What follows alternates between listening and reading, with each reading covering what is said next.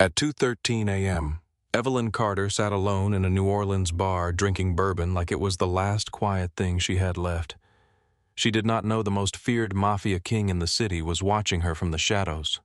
Have you ever been judged as weak simply because no one understood what you had survived? Outside rain blurred the neon streets. Inside, three dangerous men moved toward Evelyn, certain they had chosen an easy target. They saw a tired woman with nowhere to go. They did not see the ruined surgeon, the buried secrets, or the strength waiting beneath her silence. This is more than a story about crime and forbidden desire. It is about power, dignity, and what happens when a woman refuses to belong to anyone. Stay until the end, like the video, and tell us in the comments where you are watching from. The rain followed Evelyn Carter all the way home.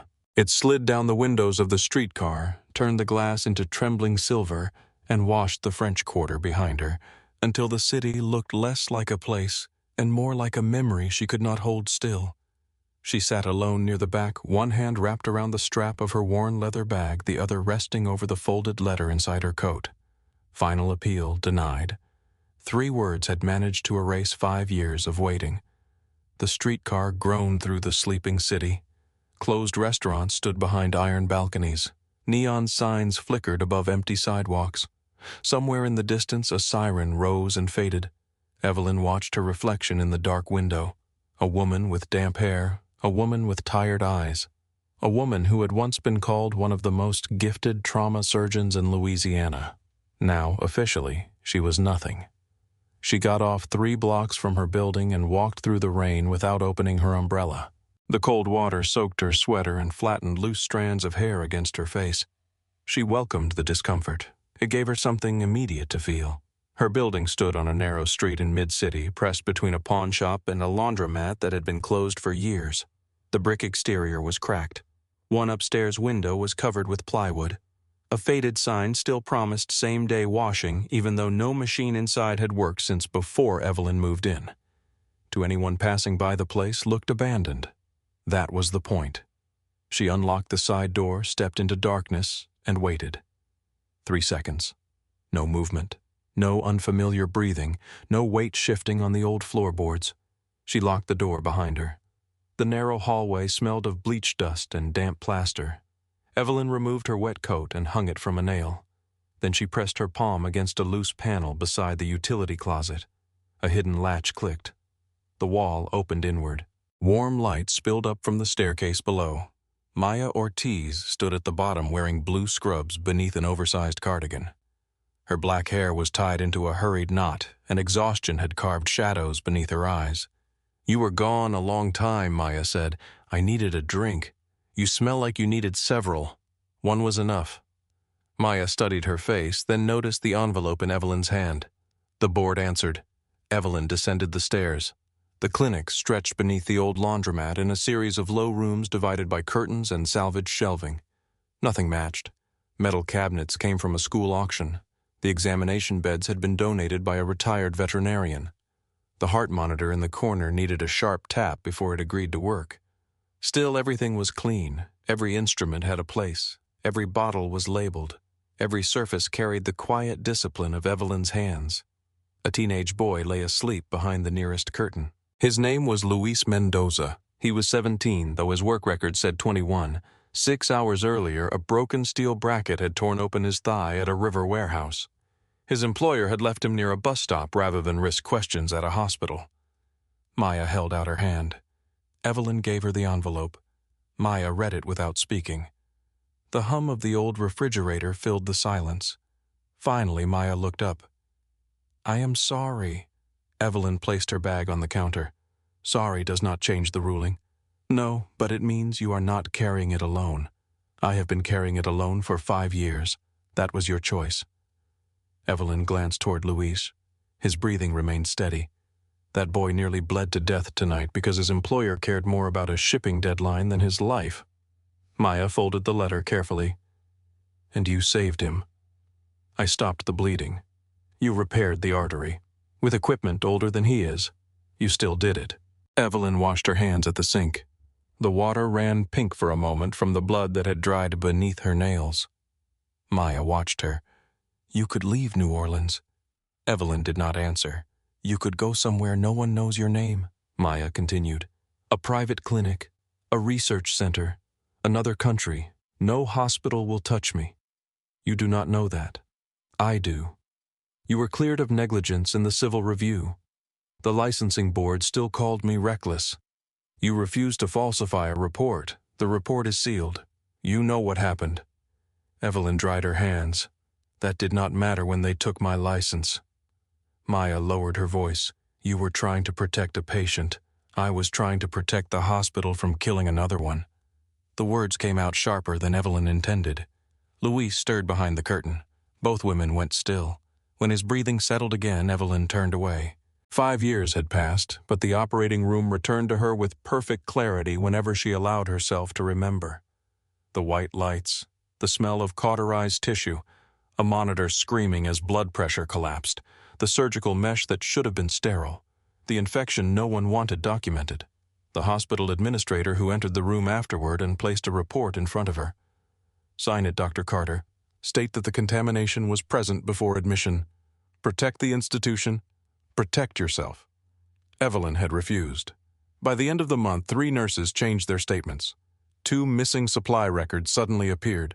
The dead patient became her failure. Her refusal became insubordination. Her career became a cautionary story whispered through hospital corridors. Maya placed the appeal letter on the counter. You still have choices. Evelyn looked at Luis. People like him do not. Across the city, Nathaniel Kane was asking for her name. The Black Magnolia had emptied before dawn, but Nate remained in the private booth after every other customer was gone. A single lamp cast amber light across the table. The bartender cleaned glasses without looking in his direction.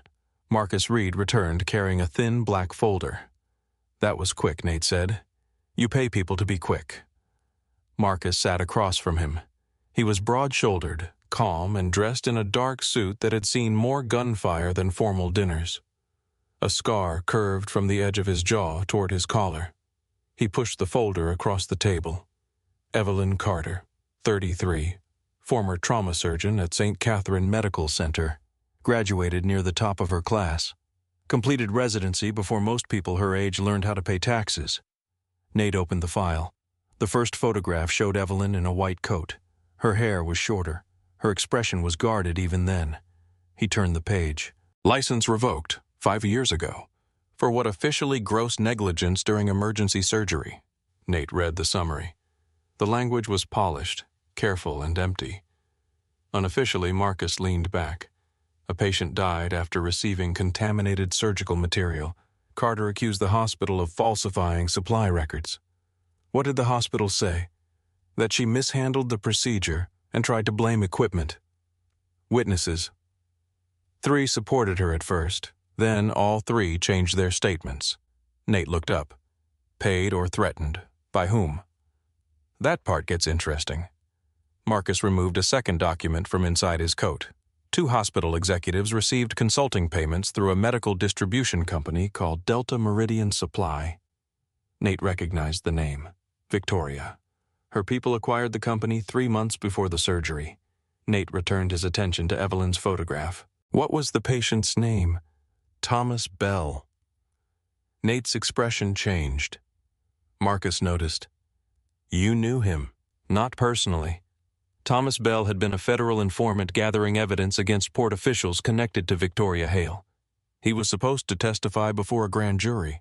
Then he was injured in a staged traffic accident. He died on Evelyn Carter's operating table. Nate turned another page. Did she know who he was? No indication. Then she walked into a war without knowing it. Marcus nodded, and nearly exposed part of Victoria's network by refusing to sign one false document.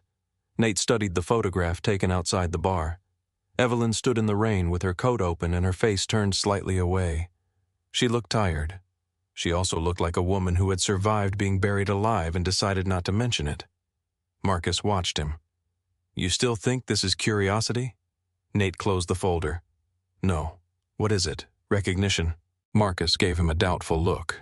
You recognized a surgeon you never met? I recognize someone who refused to kneel when kneeling would have saved her. That usually interests you for the wrong reasons. Nate ignored him. Find out where she works now. Marcus hesitated. There is no employment history after the board ruling. Then find what is missing. At the clinic, morning arrived quietly. Rainwater tapped against the basement vents. Maya checked Luis's temperature while Evelyn prepared antibiotics from a limited supply. Luis opened his eyes. For a moment, panic moved through him. Then he recognized Evelyn. "Am I at a hospital? No." His breathing quickened. "Police? No police. My boss said I should not tell anyone where I work. You do not have to tell me anything." He tried to sit up and winced. Evelyn placed one hand on his shoulder. "Stay still. The artery in your leg was damaged. Am I going to lose it?" "No." The answer came immediately. Luis searched her face for doubt and found none. "My mother cannot know. Why, she will tell me to stop working. She may be right. We need the money." Evelyn adjusted the blanket. "Then heal first. Argue later." He looked around the cramped clinic. "Are you a doctor?" The question sat between them. Maya glanced at Evelyn. Evelyn checked the bandage. "I know how to keep you alive." Luis gave a weak smile. "That sounds like a doctor." Evelyn did not respond. Later that morning, a woman named Denise arrived through the rear entrance. She wore sunglasses despite the dim light. One side of her mouth was swollen. Purple bruising spread beneath her jaw.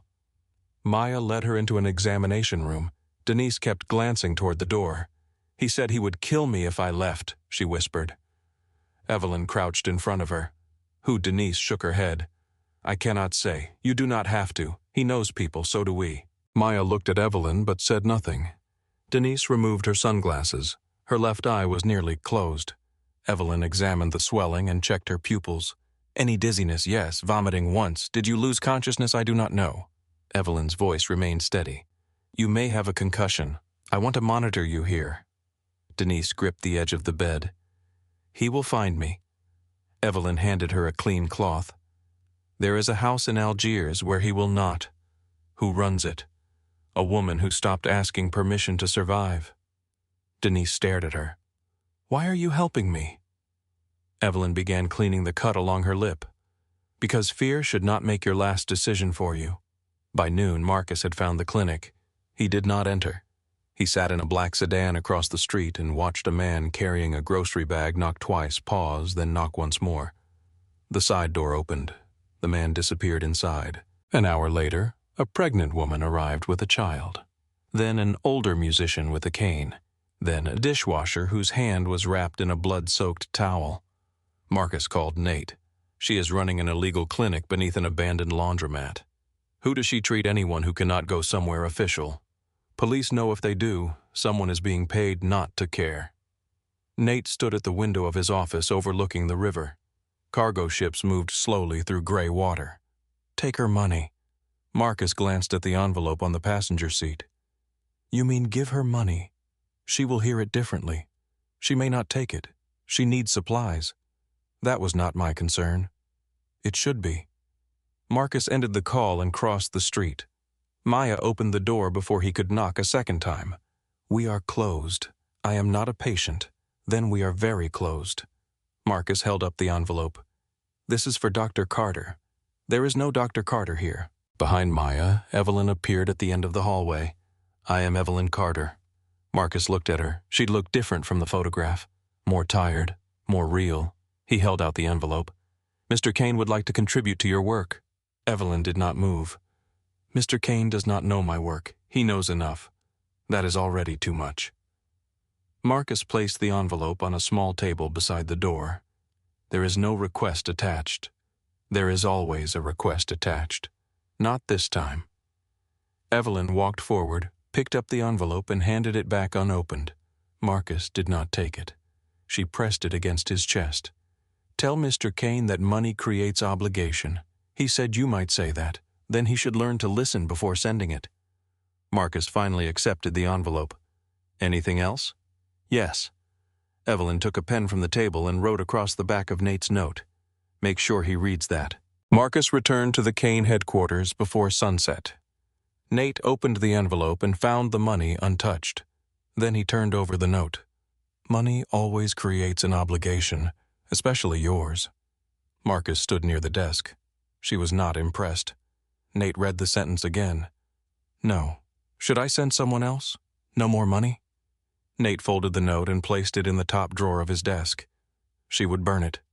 Marcus almost smiled. You sound pleased? I am. Why?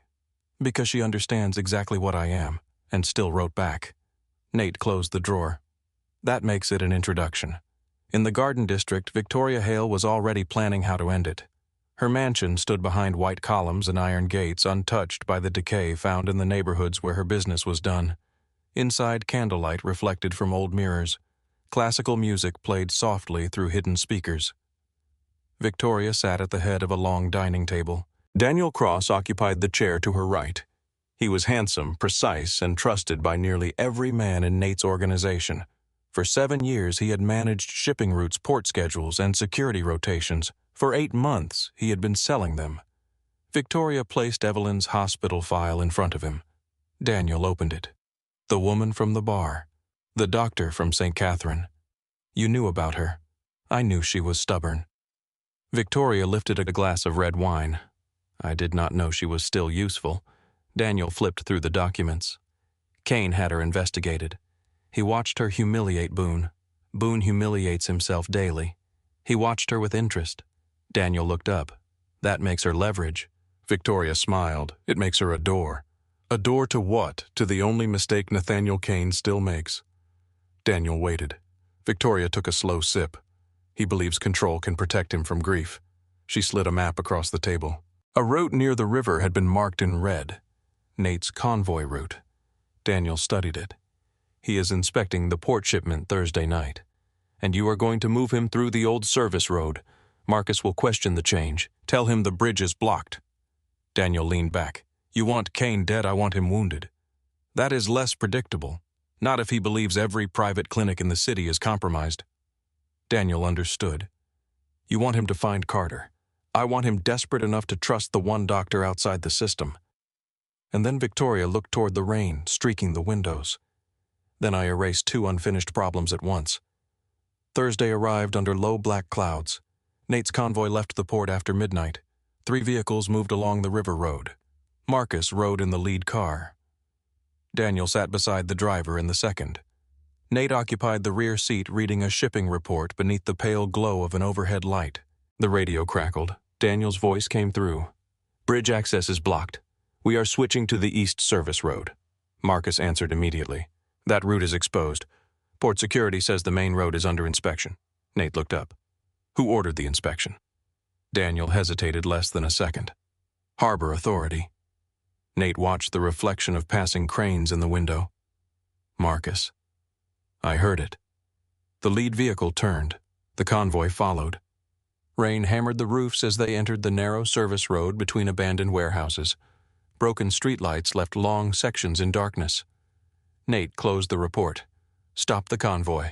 The first explosion came before the order reached the driver. Fire swallowed the lead vehicle. The force lifted the rear wheels from the pavement and threw metal across the road. Gunfire erupted from both sides. Windows shattered. Nate dropped behind the seat as bullets tore through the vehicle. Armor-piercing rounds, the driver shouted. A second burst struck him through the door. He collapsed over the wheel. Nate kicked open the opposite side and rolled onto the wet pavement. Marcus emerged through smoke, firing toward the warehouse roofs. Move. Nate reached the concrete barrier. A bullet struck low beneath his ribs. The impact spun him sideways. He felt heat first, then pressure, then blood spreading beneath his shirt.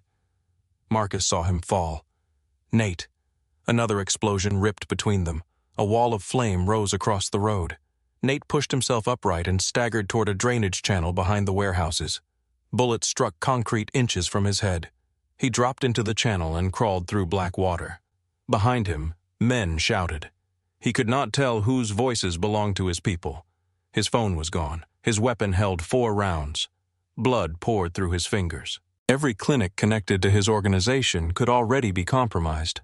Victoria would have watchers at private hospitals. Police scanners would carry his description within minutes. Nate moved deeper into the storm. He remembered a woman beneath blue light. A woman who had looked at him and seen exactly what he was. A woman who had refused his money. A surgeon with no license. A doctor who no longer existed on paper. By the time he reached mid-city, Each breath felt like broken glass. At 3:07 in the morning, Evelyn heard metal scrape against the fire escape outside her kitchen.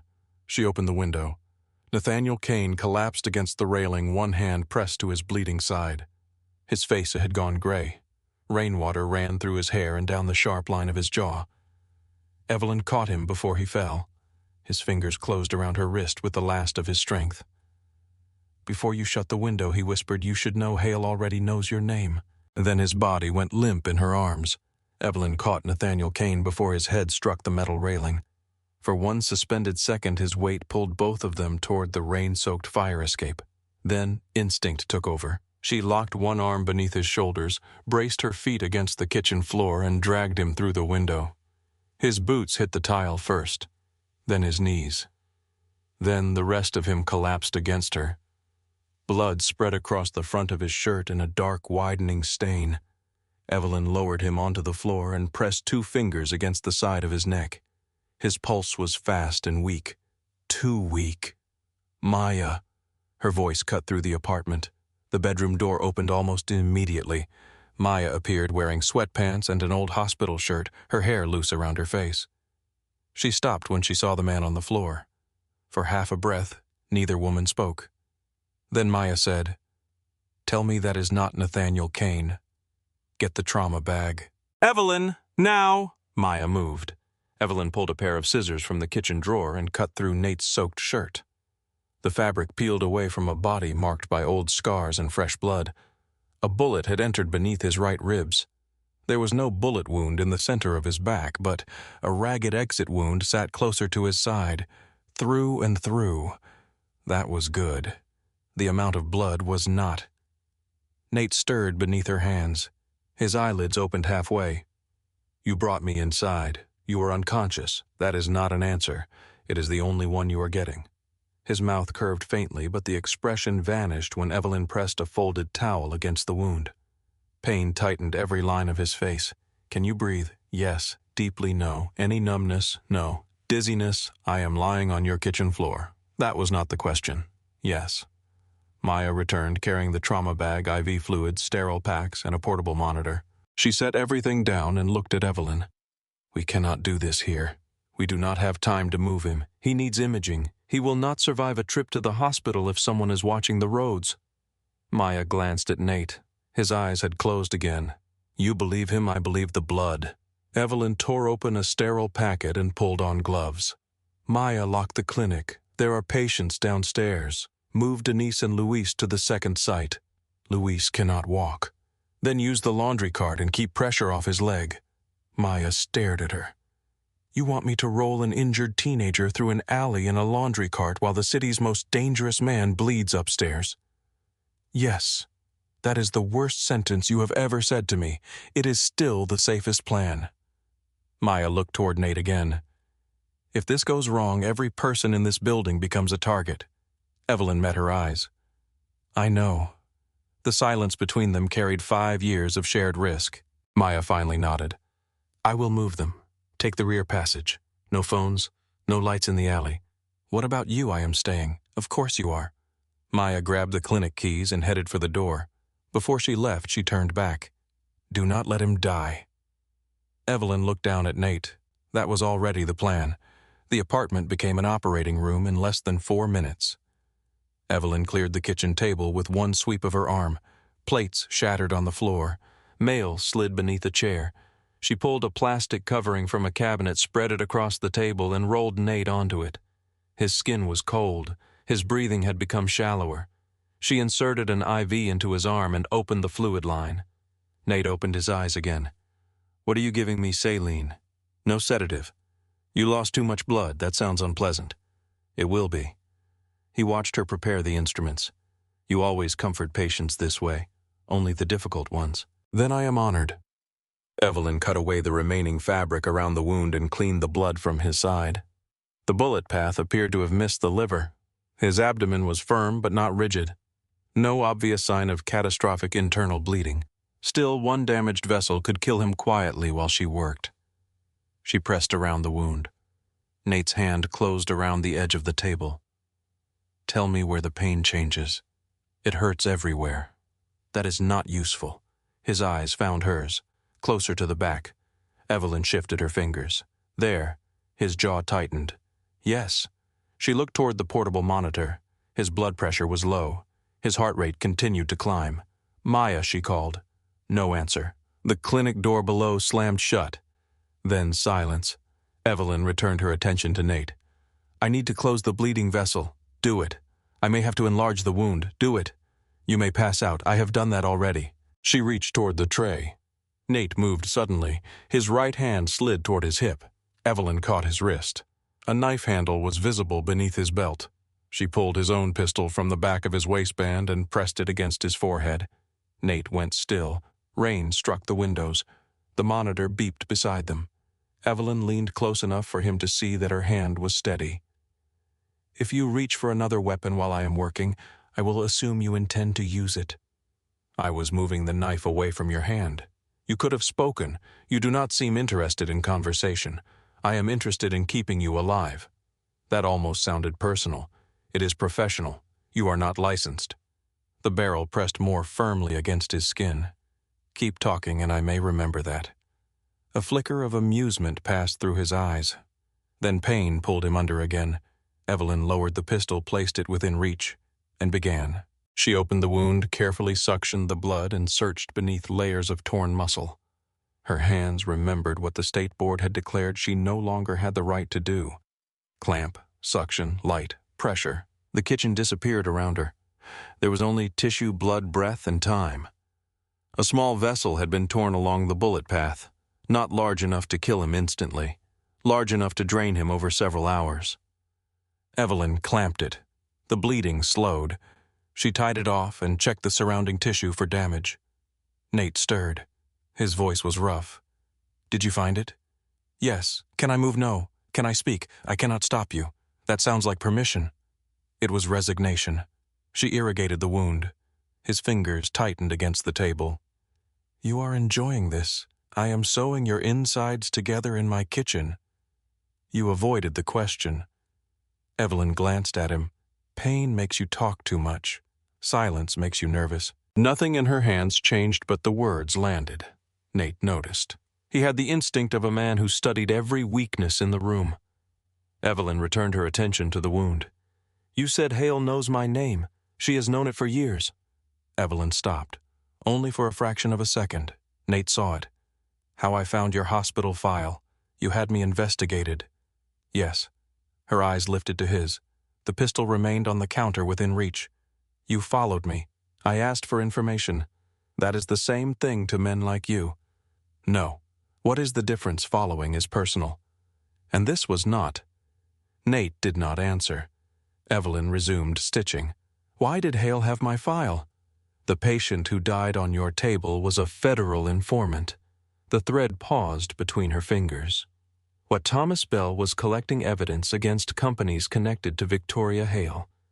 Evelyn stared at him. She remembered Thomas Bell's face beneath the oxygen mask. A man in his 40s, frightened, conscious for less than a minute. He had grabbed her wrist before the anesthesia took him. Do not let them change the record. She had thought he was confused. She had told him to breathe. Nate continued. The material used in his surgery came through a distributor Hale controlled. Evelyn's voice was almost soundless. They killed him. Yes. The hospital knew. Some of them. And when I refused to sign the report, they destroyed me. Nate watched her. Yes. The room seemed to narrow. 5 years of doubt shifted inside her. She had known the contamination was deliberate. She had known the records were changed. But knowing was not proof. Now the possibility stood before her in the body of a bleeding criminal who had crawled through her window. Evelyn tied the final stitch harder than necessary. Nate drew a breath through his teeth. That one felt personal. She stepped back. You had this information and decided to send me money. I did not have all of it. You knew enough. I knew you were treating people without protection. I had protection. You had a broken lock and one nurse. I had anonymity. Not anymore. Evelyn stripped off her gloves. Because of you? Because Hale saw you at the Magnolia. She saw me because your men were watching me. My men were not the ones who took your picture. You made me visible. Nate pushed himself up on one elbow. Evelyn immediately forced him back down. You will tear the repair. I need to explain. You need to remain conscious. I came here because every doctor connected to me could be compromised. That does not make this my problem. She will make it your problem whether I live or die. The words filled the kitchen. Evelyn looked at the blood on the plastic covering, then at the appeal letter still lying on the counter, then back at him. What does she want? Control of the port, my roots, my people, my name removed from the city. And me, she wants unfinished business buried. Evelyn laughed once. There was no humor in it. I am not unfinished business, no? Nate's gaze stayed on hers. You are the witness who survived. A vehicle slowed outside. Both of them turned toward the window. Headlights moved across the ceiling. Nate reached for the pistol. Evelyn grabbed it first. He looked at her. You know how to use that. I know where bullets go. That is not the same thing. It is close enough. The vehicle continued down the street. The apartment settled into silence again. Evelyn checked Nate's blood pressure. Still low. Better than before. You need blood. I can get it. You cannot call anyone yet. Marcus will find me. That does not comfort me. It should. Your convoy was attacked by people who knew your route. Someone close to you is working for Hale. Nate studied her. You reached that conclusion quickly. You were not ambushed by luck. No. How many people knew the Route 6? And how many knew about me, Marcus? 2 analysts, me, now Hale. She already knew. That is worse. Nate said nothing. Evelyn pulled a blanket over him. You will stay here until your pressure stabilizes. That is not safe. For you or for me. Both. Then try not to bleed on anything else. His eyes followed her as she moved through the kitchen, cleaning instruments and wiping blood from the floor. You should leave the city. She did not look at him. My patients are here. They can be moved. People are not furniture. Hale will use them. Then I will protect them. You cannot protect everyone. Evelyn dropped the blood-stained cloth into a metal basin. No, I can only protect the person in front of me. Nate looked down at the stitches in his side. That explains why I am alive. It explains why you are not dead yet. Maya returned near dawn. She entered through the hidden staircase and stopped when she saw Nate on the kitchen table. He is still breathing. Evelyn checked the IV. He is difficult to kill. Nate opened one eye. I heard that. Maya stared at him.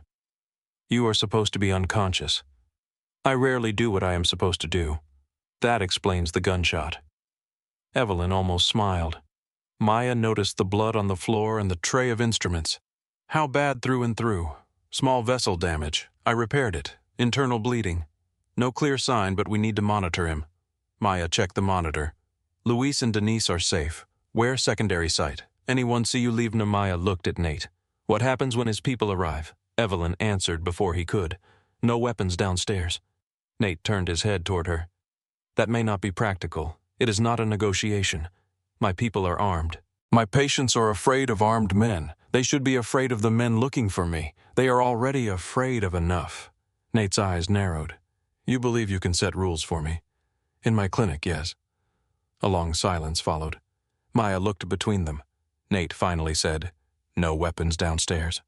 Maya blinked. Evelyn held his gaze. Good. Marcus arrived 30 minutes later with 2 men. They entered through the side door, moving fast and silent. Marcus reached the apartment first. The moment he saw Nate on the table, relief crossed his face and disappeared. Boss. Nate sat up too quickly. Pain forced him back. Marcus turned to Evelyn. What happened? He was shot. I can see that. Then we are making progress. One of the armed men stepped toward Nate. Evelyn raised her hand. No weapons beyond this room. The man looked at Marcus. Marcus looked at Nate. Nate's face had gone pale again, but his voice remained steady. Do what she says. The man hesitated. Nate did not raise his voice. Now. Both guards removed their weapons and placed them on the counter. Maya watched with open disbelief. Marcus approached the table. We lost 4 men. Nate's expression hardened. The driver dead. Daniel missing. That caught Evelyn's attention.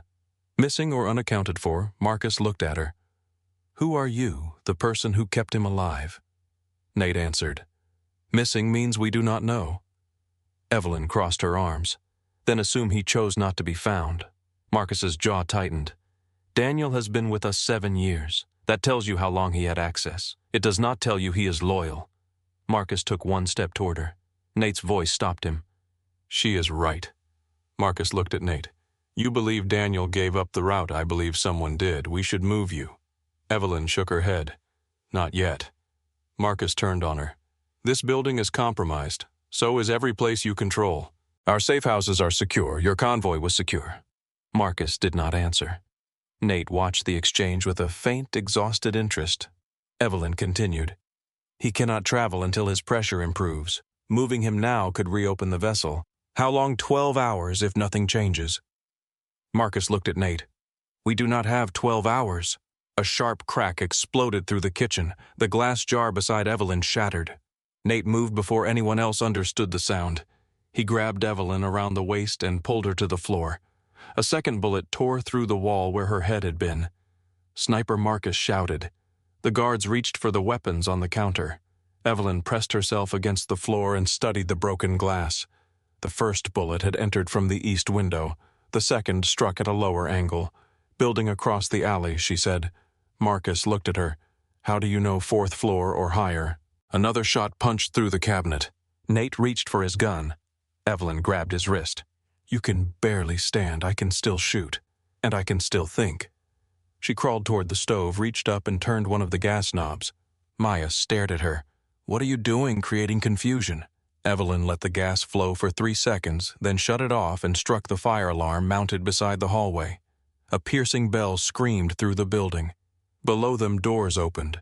Voices rose. Residents from the neighboring apartments began moving into the street. The sniper lost a clear field of fire. Evelyn pulled open the cabinet beneath the sink and pressed a hidden latch. A narrow panel shifted aside, revealing blackness beyond the wall. Marcus stared. What is that, an old prohibition passage? Nate looked at her. You have a tunnel. I have patients who cannot be found. Another bullet struck the window frame. Evelyn pointed toward the opening. Maya first, then Marcus. Marcus shook his head. Nate goes first. Nate cannot climb without help. I will carry him. Nate pushed himself upright. Blood spread through the fresh bandage. Evelyn saw it immediately. You tore the repair. I am fine. You are bleeding through 2 layers of gauze. That is still fine. It is medically impressive how wrong you can be. Marcus moved to support him. The guards entered the passage. Maya followed. Evelyn climbed through next, then turned back as Nate reached the opening. A 4th shot tore through the kitchen. Nate shoved her deeper into the passage and covered her with his body. The bullet struck the wall behind him. For 1 second they were pressed together in the dark. His breath was hot against her cheek. His blood soaked through her shirt. Evelyn whispered, You could have reopened the wound. You could have been shot. I had the angle. I had you. The words stayed between them. Neither moved. Then Marcus called from below. We need to go. Evelyn guided Nate down the narrow steps. The passage opened into a brick tunnel beneath the street. Water ran along the floor. The air smelled of earth mold and old stone. Nate stumbled. Evelyn caught him. His skin had gone cold again. She pressed her hand against the bandage and felt fresh blood beneath her palm. You are losing too much. We keep moving. No, Victoria's men will enter the building. Then Marcus can hold them. Marcus looked back. For a few minutes. Evelyn lowered Nate against the tunnel wall and opened the trauma bag Maya had carried. Nate's hand closed around hers. His grip was weaker now. There is a traitor inside my organization. Evelyn looked toward Marcus. Marcus's face revealed nothing. She looked back at Nate. Then we find him before he finds us. His eyes closed. The tunnel swallowed the sound of the rain above them. For several seconds, Evelyn heard only water dripping from the brick ceiling, and Nate's uneven breathing beside her. His hand had gone slack around her wrist. Blood continued to spread beneath the pressure of her palm. Marcus, she said. Light. A flashlight snapped on. The beam cut across the tunnel and found Nate slumped against the wall. His face had lost nearly all its color. Marcus crouched beside him. How bad the repair opened. Can you close it here? No, Marcus looked back toward the narrow passage behind them. The fire alarm still echoed faintly through the walls. How far to the exit, Maya answered. 2 blocks. Maybe 3. Too far, Evelyn said. Marcus's expression hardened. We cannot stay. I know. She opened the trauma bag and removed gauze clamps and a roll of compression bandage. Nate stirred when she pressed against the wound. His eyes opened. We keep moving. You are in no condition to make decisions. I am always in condition to make decisions. You are barely conscious. That has never stopped politicians. Maya released a breath that was almost a laugh. Evelyn did not. She wrapped the compression bandage tightly around Nate's abdomen. His body tensed beneath her hands. This will hurt. It already does. Then you will not notice. She pulled the bandage tighter. Nate's jaw locked. Marcus glanced toward the darkness ahead. There is a service chamber 50 yards down. We can stop there. No, Nate said. The hotel. Evelyn looked at him. What hotel, safe house? Marcus shook his head. It has not been used in years. That is why we use it. Daniel knows about it. He knows the main entrance. Nate forced himself upright. The movement nearly dropped him again. Evelyn caught his arm. You need help. I need time. You need blood antibiotics and a sterile room. I can provide 2 of those. You do not get credit for being unable to provide a sterile room. His eyes met hers. You argue too much for someone holding me upright. You bleed too much for someone pretending he can walk. Marcus moved to Nate's other side. Together they carried him deeper into the tunnel. The old passage narrowed as it ran beneath the neighborhood. Sections of brick had collapsed inward. Rusted pipes hung from the ceiling. Water covered the floor in shallow black pools. Evelyn kept one arm around Nate's waist and one hand pressed against the bandage. Every few steps she felt his weight grow heavier. He did not complain. That worried her more than if he had. They reached an iron door set into the tunnel wall. Marcus entered a code on an old keypad, then pulled the door open. A stairway rose into darkness. Maya looked up. Please tell me there is not another fire escape. Marcus switched on a second flashlight. Only 6 floors. Evelyn stared at him. Nate cannot climb 6 floors. There is a freight elevator. Does it work sometimes? The elevator worked on the 3rd attempt. It groaned upward through the shaft while Nate leaned against the metal wall. His eyes remained closed. Sweat had gathered along his hairline. Evelyn checked his pulse again. Faster. Weaker. The doors opened into the basement of an abandoned hotel beneath the elevated highway. The lobby above had once been elegant. Now dust covered the marble floor. Torn curtains hung from tall windows. Water stains marked the ceiling, and an old chandelier rested on the floor like a fallen crown. Marcus led them through a service corridor into a protected suite hidden behind a false wall. Inside, the air was dry.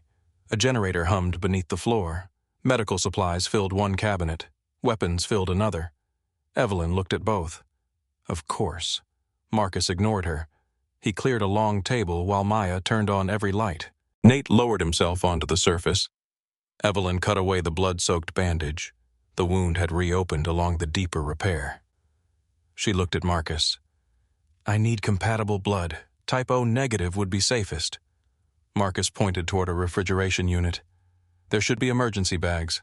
Evelyn opened it. 2 units remained. Both were within date. She glanced at Nate. You keep blood in abandoned hotels. I plan for inconvenience. This is not inconvenience. It feels inconvenient. His voice was weaker than before. Evelyn inserted a new line and started the transfusion. Then she prepared to reopen the wound. Maya stood beside her. You want me to assist? Yes. Marcus remained near Nate's head. Evelyn looked at him. You need to leave. I stay with him. Then stay silent. Marcus crossed his arms. I can manage that. Nate opened his eyes. No, he cannot. The procedure took 40 minutes. Evelyn found the torn vessel, repaired it again, checked the surrounding tissue, and closed the wound with slower, deeper sutures. Nate remained conscious through most of it. He watched her face when the pain allowed him to focus. At one point, his hand closed around the edge of the table. Evelyn placed her hand over his. Do not move. His fingers shifted beneath hers. Is that concern? It is restraint. You have poor restraint. So does your blood.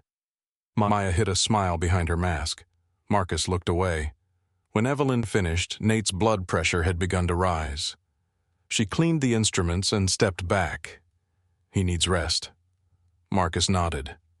I will arrange security. No armed men in the treatment room. Marcus looked toward Nate. Nate's eyes remained closed. "You heard her?" he said. Marcus stared at him for a moment. Then he left. Maya followed after checking the IV. Evelyn stayed. The room grew quiet. Beyond the sealed windows, traffic moved across the highway in a low, continuous roar. Nate lay beneath a clean blanket, pale but breathing steadily. Evelyn sat in a chair beside him. She should have slept. Instead, she watched the rise and fall of his chest. Hours earlier, she had wanted nothing to do with Nathaniel Kane. Now his blood was beneath her fingernails. His enemies knew her name. Her clinic had been attacked. Her patients were hiding. And somewhere inside his organization, a traitor was deciding where to strike next. Nate opened his eyes. "You are staring. I am monitoring you." "That sounds less personal." "It is. You stayed. You are unstable. I have been called worse. Medically unstable. That is less flattering." Evelyn leaned back. "You almost died twice tonight. 3 times. She looked at him. "The convoy, the fire escape, the sniper, the surgery. That makes 4. Nate considered it. "I may be losing count." "You may be losing blood." He turned his head toward her. "You should sleep. So should you. I do not sleep well in places with unsecured exits. This place has steel doors. Steel doors can be opened, not by you right now." His gaze remained on her.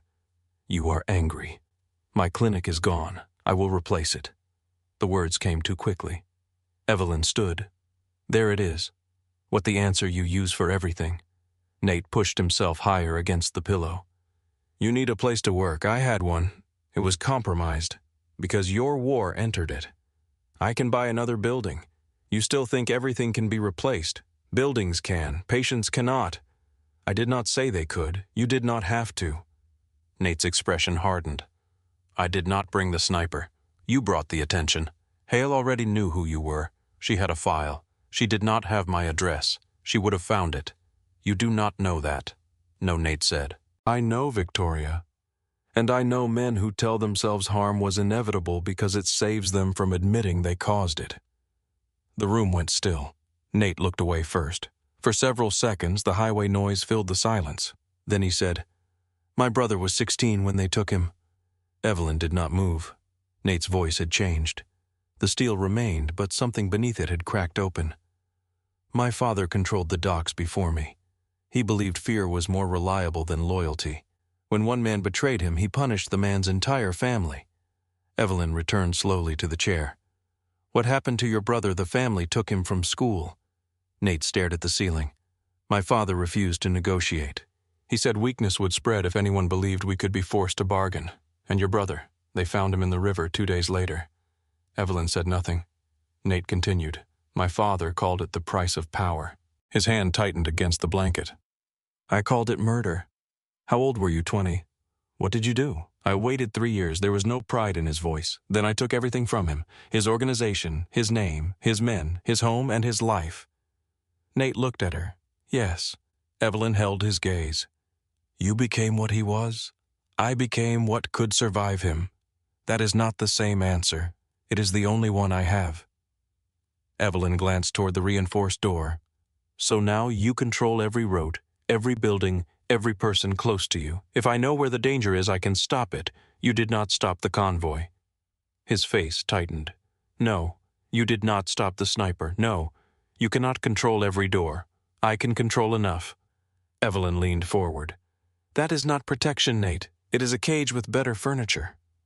For a moment he looked almost offended.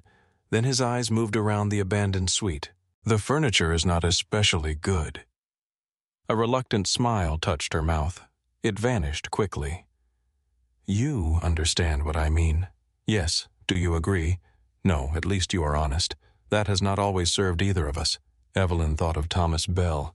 "Do not let them change the record." She lowered her voice.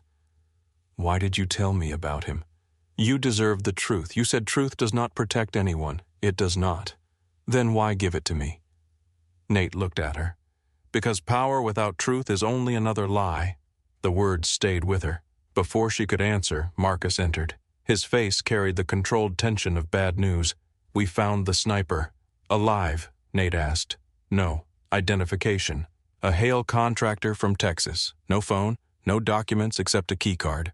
Marcus placed the card on the table beside Evelyn. It bore the faded logo of St. Catherine Medical Center. Evelyn picked it up. This hospital wing closed 7 years ago. Marcus nodded. The card still opened a storage facility near the river. What was inside medical equipment? Shipping records, port maps. Nate looked at him. Who had access? Daniel approved deliveries there under one of our shell companies.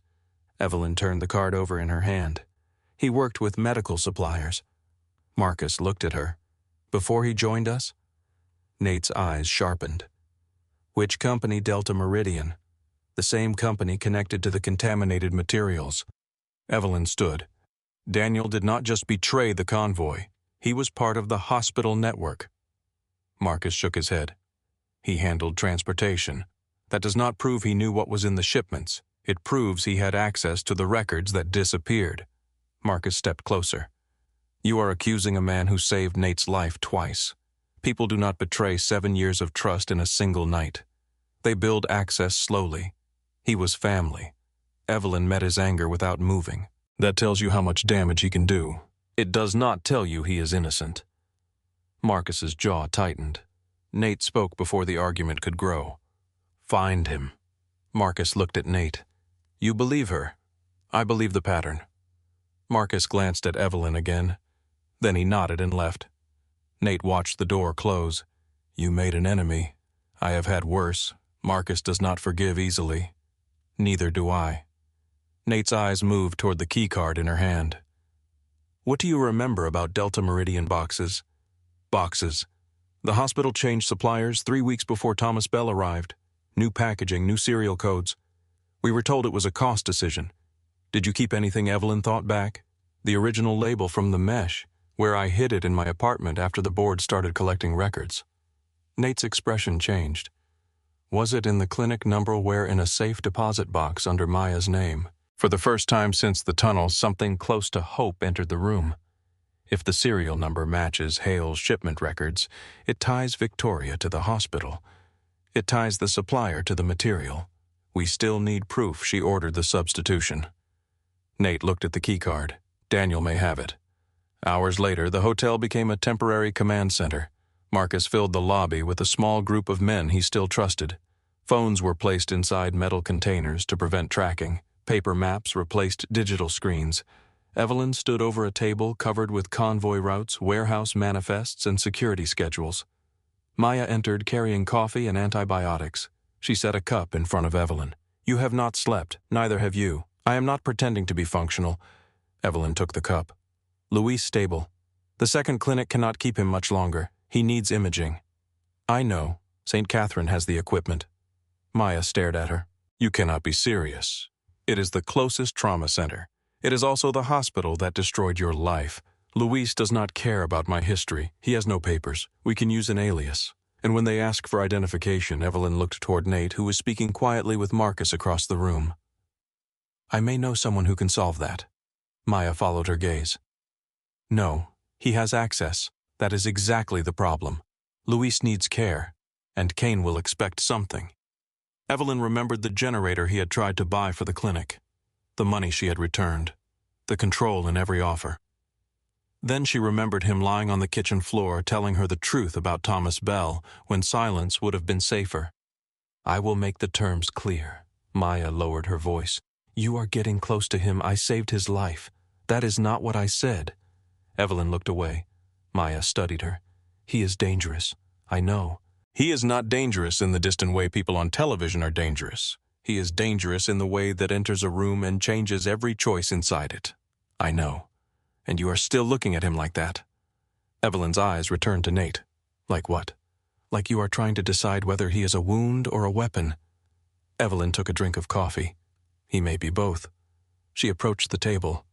Nate looked up. You need something. Luis needs a hospital. The boy from your clinic.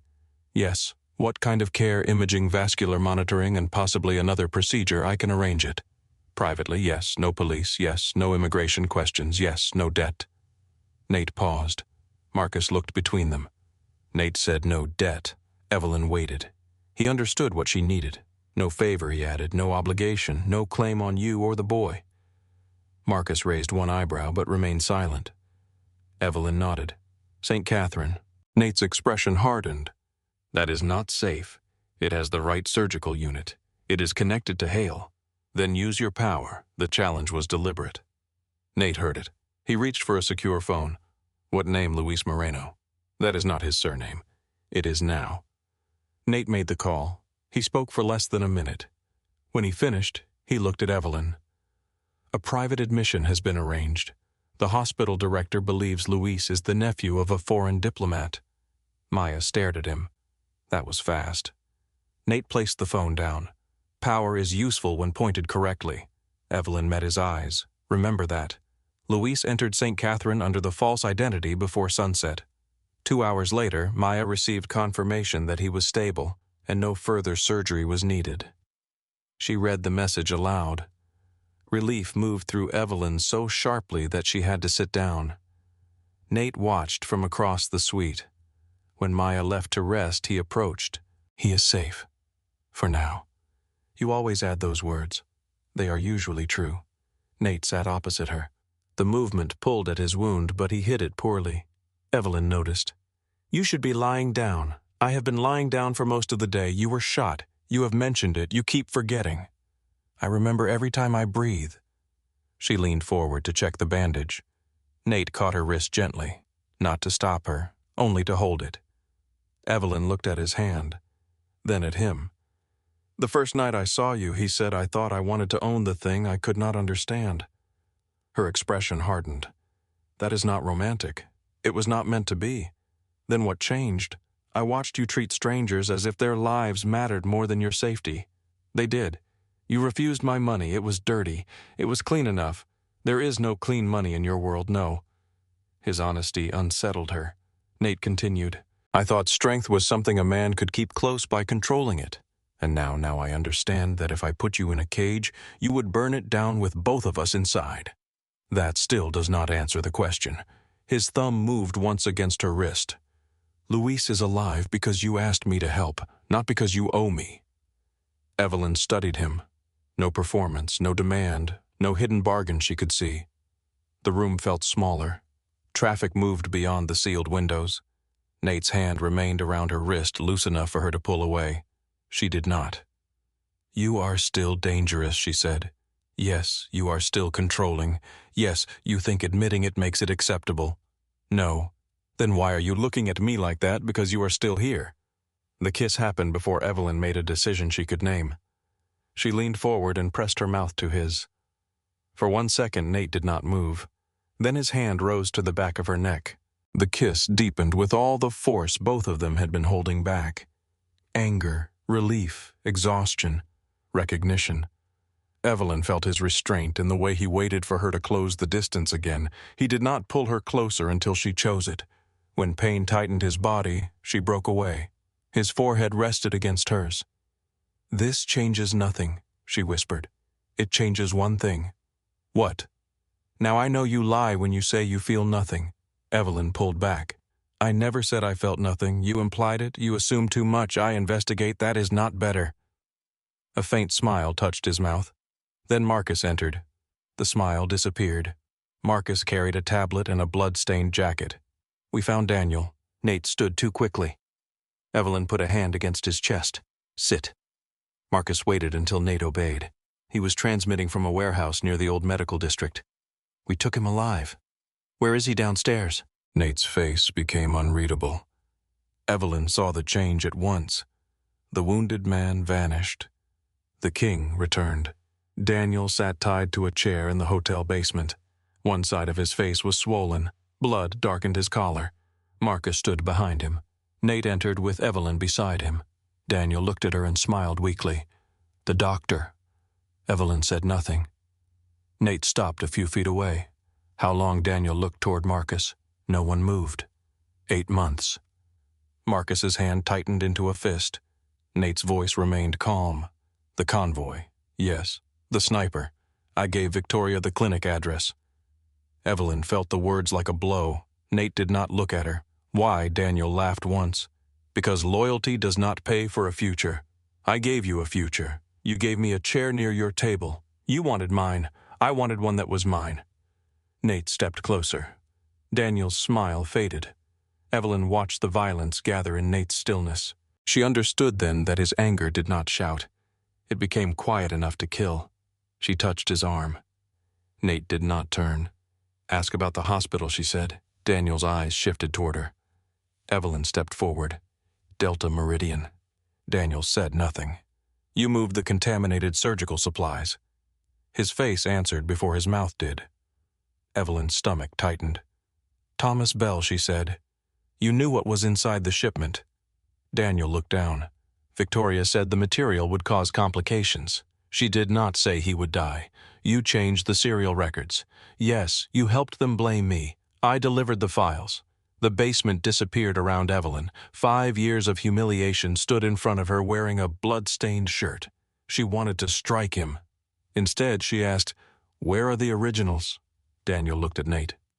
Nate spoke quietly. "Answer her. At the Hale refinery." "Which refinery?" "The old sugar plant upriver." Marcus moved closer. "What is there?" "Records. Payment lists.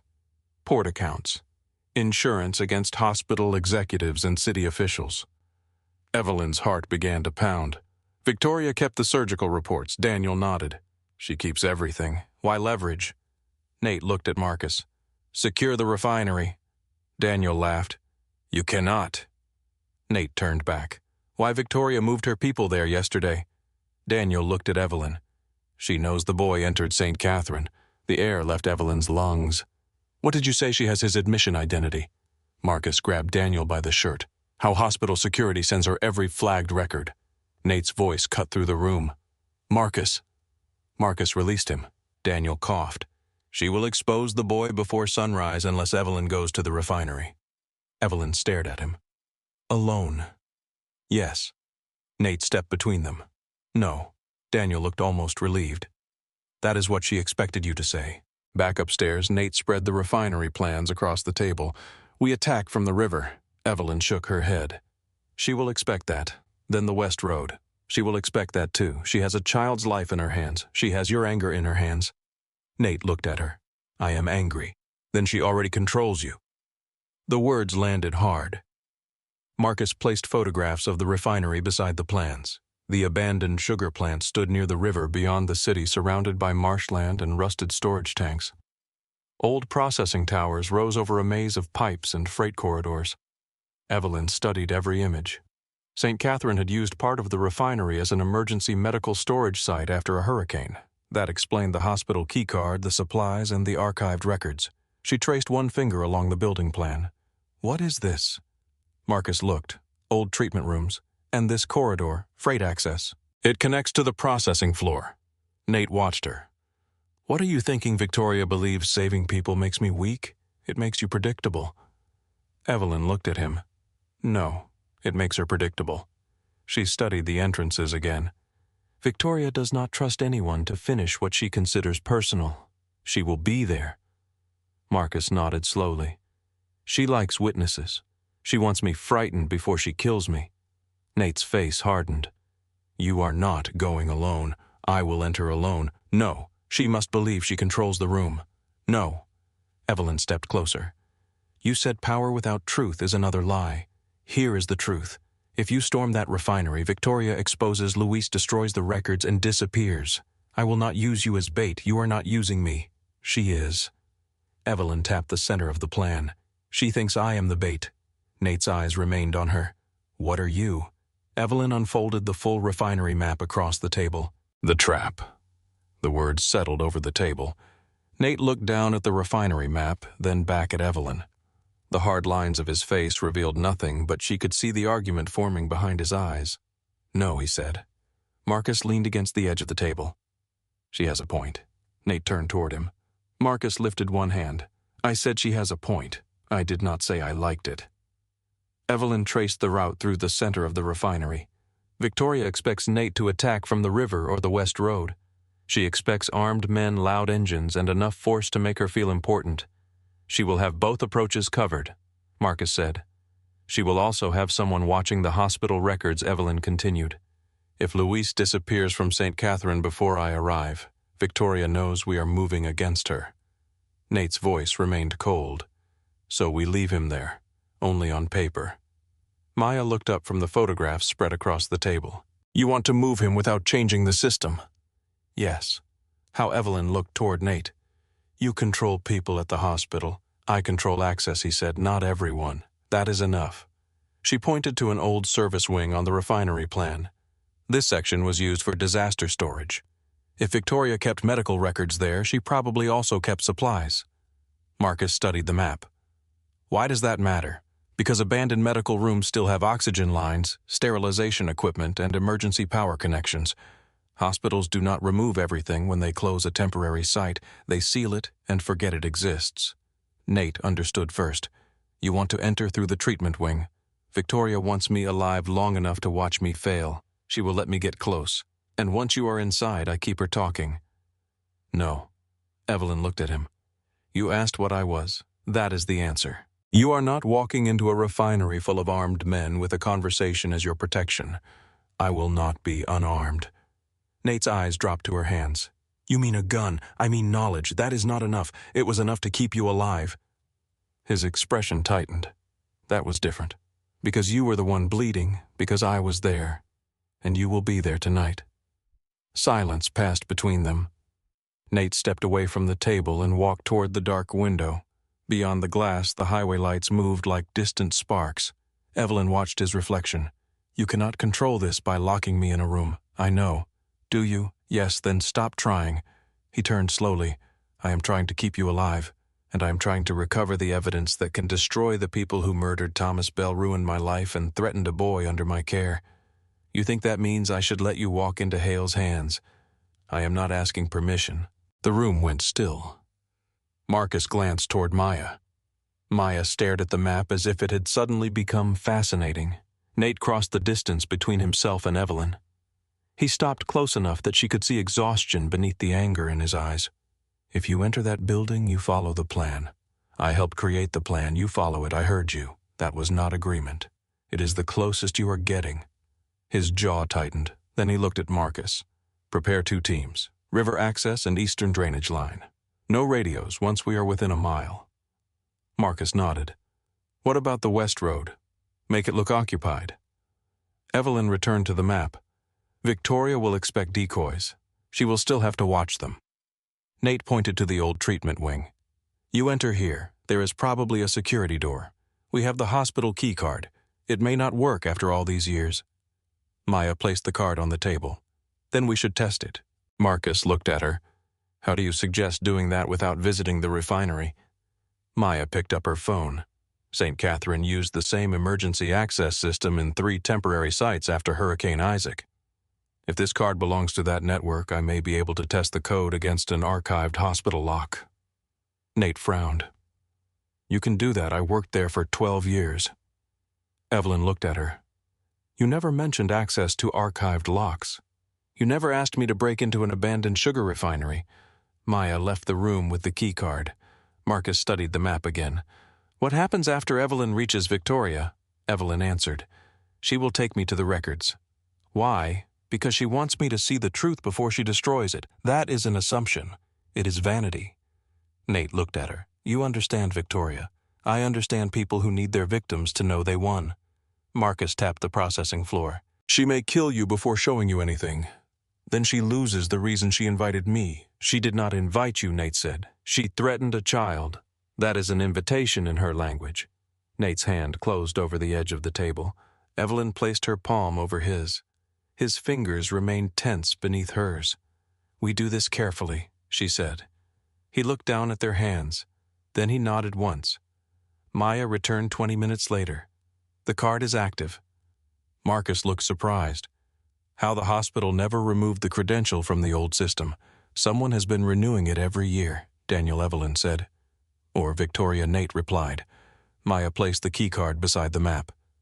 There is another problem. No one spoke. The access logs show it was used at St. Catherine 6 hours ago. Evelyn felt cold move through her. We're records administration. Nate looked at Marcus. Daniel had help inside the hospital. Maya shook her head. The card was used after Daniel was captured. Marcus reached for his phone, then remembered the security rule and stopped. Whoever used it knows we have him. Nate looked toward the basement door. "Move Daniel." Marcus left immediately. Evelyn looked at Maya. "Luis still listed in vascular recovery. That does not mean he is there." Maya's face changed. They ran to the secure phone. Nate called the private contact who had arranged the admission. No answer. He tried again. The line connected on the third attempt. A man spoke in a frightened whisper. "Mr. Kane, where is the boy? They moved him." Evelyn stepped closer. "Who moved him?" The man heard her voice. "Dr. Carter. Tell me where Luis is." A transfer order came from administration. The paper said he needed neurological observation. He had a leg injury. "I know. Where did they take him? I tried to stop it." Nate's voice turned quiet, where the man swallowed audibly. Sub-level 3, Evelyn knew the floor. St. Catherine claimed Sub-level 3 had been closed after flood damage. It had not appeared on a public building plan for years. "What is there?" Nate asked. Evelyn answered. "Old pathology storage, supply archives, service tunnels." Maya went pale. "One tunnel connects to the ambulance garage." Nate ended the call. Marcus returned. "Daniel is gone." Every face turned toward him. "What do you mean gone?" Nate asked. "The basement guard is unconscious, rear door forced. You said he was secured. He was. Who knew where he was?" Marcus did not answer immediately. Nate's eyes narrowed. "Who 6 people?" Evelyn looked at the refinery map. "No, 7. Nate followed her gaze. "Victoria, she never needed Daniel rescued from the hotel. She only needed us to believe the refinery was the center of the operation." Maya gripped the table. Luis was the real target. Evelyn shook her head. "No, Luis is leverage. The records are still the target." Nate's expression became colder. "She split us." Evelyn looked at him. "Then we stop acting like one body." Nate understood. "You go to the refinery, you go to the hospital." "No. If we both go to the hospital, Victoria burns the evidence. If we both go to the refinery, Luis disappears. I will send Marcus. Victoria expects you. She expects me angry. She expects you to choose me." The words silenced the room. Nate stared at her. Evelyn continued. "That is why Luis was moved. Victoria wants you to believe saving him means losing me. She wants to prove you have not changed." Nate's face revealed nothing but the old wound behind his eyes opened. His brother in the river. His father refusing to negotiate. Power demanding a sacrifice. Evelyn stepped closer. "Choose both." His gaze held hers. For years, Nate had built his world around decisions that left no space for mercy. One route, one target, one survivor. Evelyn placed the refinery keycard in her coat. "You take Marcus to St. Catherine. Maya goes with you because she knows the lower levels." Maya nodded. Nate looked at Evelyn. "Who goes with you 2 people Victoria does not know? I know everyone Marcus trusts. Then they are not the right people." Marcus returned to the table. "I know 2 former dock workers who owe Evelyn their lives." Evelyn looked at him. "You have been investigating my patients. I investigate everything near Nate. Names Isaiah Brooks and Calvin Shaw." Evelyn knew them. Isaiah had lost 3 fingers in a loading accident. Calvin had been shot during a robbery and left outside her clinic. Both men hated Hale's crews. Both had worked at the sugar refinery before it closed. Nate shook his head. "They are not trained. They know the building," Evelyn said. "They are civilians. So am I. No, you stopped being one when a sniper entered your kitchen." The words cut deeper than he intended. Evelyn's eyes hardened. "That was your war, I know." He did not defend himself. The admission changed the air between them. Nate reached inside his coat and removed a small pistol. He placed it in her hand. "It holds 8 rounds." Evelyn checked the weight. "I hope I need none. You will need at least 1.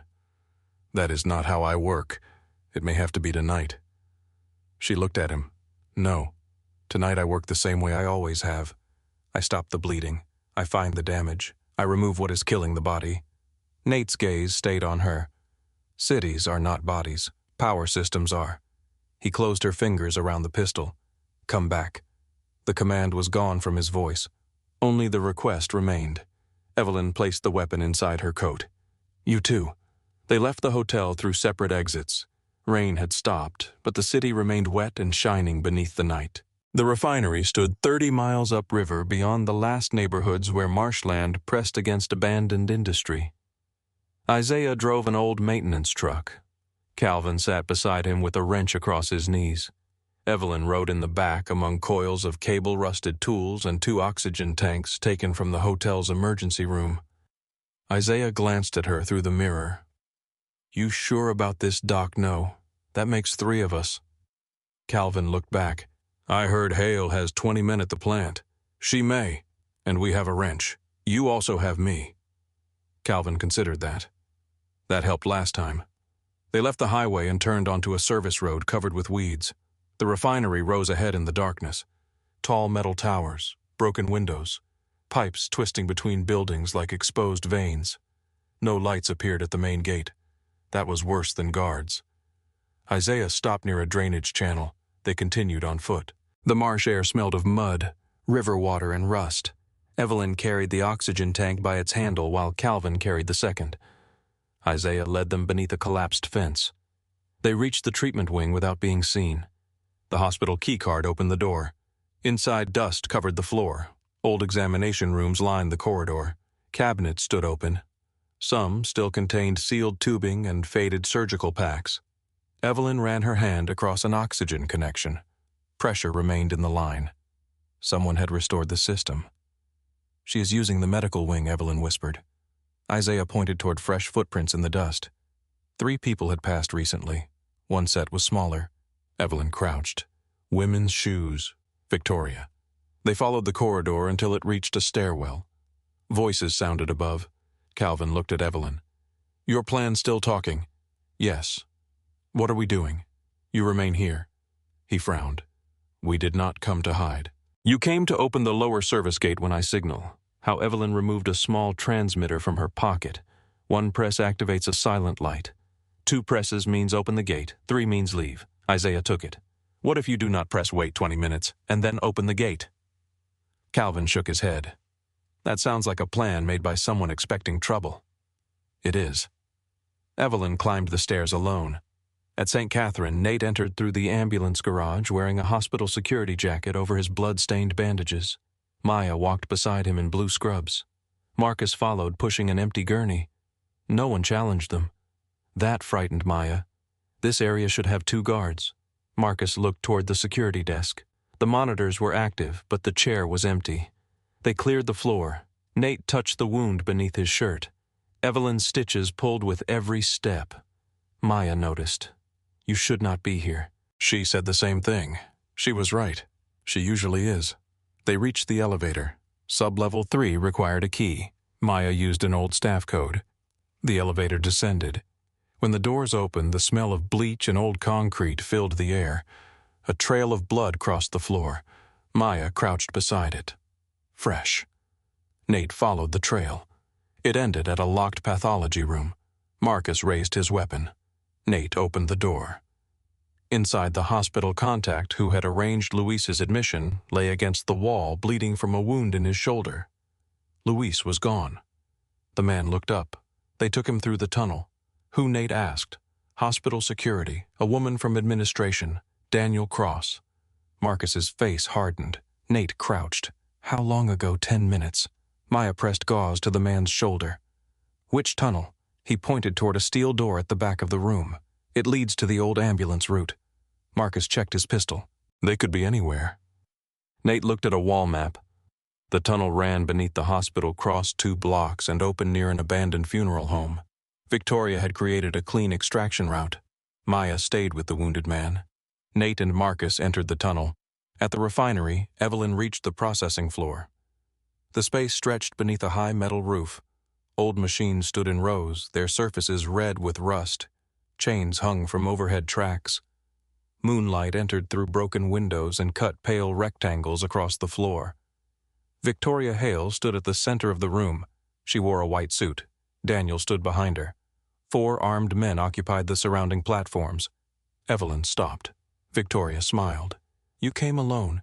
You would not believe me if I said yes." "No." Victoria looked toward the shadows. "But you came without Nathaniel. He had somewhere more important to be." The smile faded slightly. "You do not believe that. I told him to go." "Then you are more foolish than I thought." Evelyn walked forward. Her footsteps echoed through the refinery. "Where are the records?" Victoria tilted her head. You crossed half the city for paperwork. I crossed half the city for a boy. The boy is alive, for now. Victoria smiled again. You always add those words. Evelyn stopped several yards away. The imitation was deliberate. Victoria had heard more than she should have. You had someone inside the hotel. I have someone everywhere, no. You want people to believe that. Daniel looked toward Victoria. A small movement. Fear, perhaps. Evelyn noticed. Victoria extended one hand toward the old machinery. This place built fortunes from sweetness. Men worked themselves to death so families with clean names could grow rich. You did not bring me here for history. No, I brought you here because you deserve to understand why your life ended. My life did not end. Your career did. Victoria's voice sharpened. Thomas Bell was going to destroy people who kept this city functioning. Judges, port directors, hospital executives, men who understood that order is more important than innocence. So you killed him. I corrected a risk. You contaminated the surgical material I arranged for unreliable inventory to enter the hospital. You murdered him. Victoria stepped closer. I never touched him. Evelyn's expression did not change. Cowards always prefer distance. One of the armed men shifted. Victoria's eyes hardened. You stood in an operating room and believed your hands made you powerful. My hands kept people alive. Until they did not. The word struck the oldest wound in Evelyn. Victoria watched for pain. Evelyn gave her none. Thomas Bell died because you sabotaged the surgery. He died because you failed to recognize the trap. I was not looking for murder inside a sterile package. That was your weakness. No, that was the hospital's crime. Victoria's smile returned. Still defending institutions that buried you. I am defending the people inside them. You never learned and you never changed. Victoria looked toward Daniel. He brought forward a metal case and placed it on a table. Inside were Ledger's Drive's hospital labels and sealed documents. Evelyn saw the Delta Meridian logo. She also saw Thomas Bell's surgical file, the original. You kept everything Evelyn said. Evidence is only dangerous when someone else controls it. You invited me here because you planned to destroy it. I invited you here because I wanted you to watch. Victoria removed a lighter from her pocket. Evelyn looked toward the oxygen pipes running along the wall, then at the old ventilation system above them. She had expected fire. That was why she had brought the tanks. You should not use that, Evelyn said. Victoria laughed softly. Are you worried about smoke? I am worried about what your men stored beneath this floor. Daniel's eyes shifted. Victoria glanced at him. What did you tell her? Nothing, Evelyn continued. Old sugar plants collect fine dust inside vents and processing chambers. One spark can ignite the air. Victoria looked around. This refinery has been closed for years. The medical wing has power. The oxygen lines are active. Someone restarted the ventilation. A hint of uncertainty appeared. Evelyn had not lied. She had only allowed Victoria to decide which danger was real. Victoria lowered the lighter. Evelyn saw Daniel's shoulders relax. There, the first fracture. You do not trust her, Evelyn said to him. Daniel stared at her. Victoria turned. Do not speak to him. You promised him a future. Daniel's jaw tightened. Evelyn took another step. She promised you Nate's chair. Victoria raised the lighter again. I said do not speak to him. Evelyn looked only at Daniel, but she brought 4 armed men to a room with one exit. How many of them know you are supposed to survive? The guards glanced at one another. Victoria's control weakened by a fraction. That was enough. Evelyn pressed the transmitter once inside her pocket. A silent light appeared below. Isaiah saw it. Wait. Victoria walked closer. You think words can save you? No. Evelyn looked at the case. They only need to keep you looking at me. A blast shook the western side of the refinery. Metal screamed. One of the guards turned toward the sound. Marcus's decoy had arrived. Victoria smiled. Nathaniel. No. A second explosion came from the riverside. This one was closer. Victoria's men moved toward the platforms. The building filled with conflicting orders. Daniel looked toward the exit. Victoria caught his arm. You stay. The gesture revealed more fear than authority. Evelyn pressed the transmitter twice. Below the treatment wing, Isaiah and Calvin opened the service gate. Nate's Eastern team entered through the drainage line. Not Nate. 3 of Marcus's most trusted men moved silently into the refinery. Victoria heard gunfire in the lower corridor. Her face changed. You lied. Evelyn shook her head. You assumed. Victoria drew a pistol and aimed it at Evelyn. Daniel stepped away. One of the guards shouted from the platform. Movement below. Victoria fired. Evelyn dropped behind the metal table. The bullet struck the case and tore through the lid.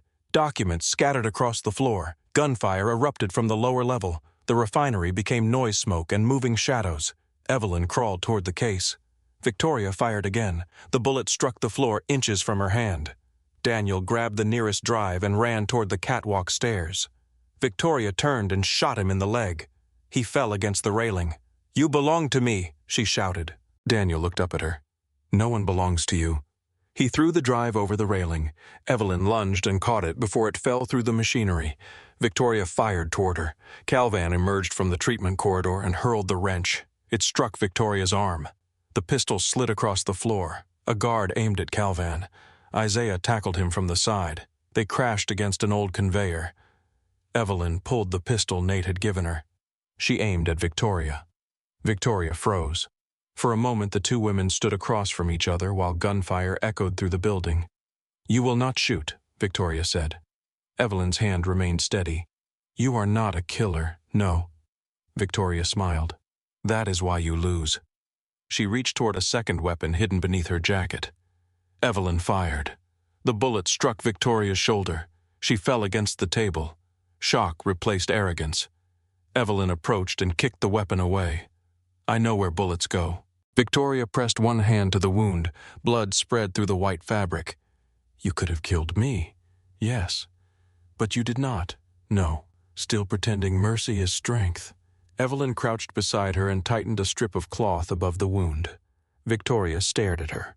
What are you doing, stopping the bleeding? Why? Because you do not decide what kind of person I become. Victoria struck her across the face. Evelyn fell sideways. Victoria grabbed the pistol from Evelyn's hand and scrambled toward the catwalk stairs. Evelyn rose and followed. Daniel lay near the top holding pressure against his leg. Victoria stepped over him. You should have stayed useful. Daniel caught her ankle. She kicked him in the wound. He screamed and released her. Evelyn reached the catwalk. Victoria aimed the pistol.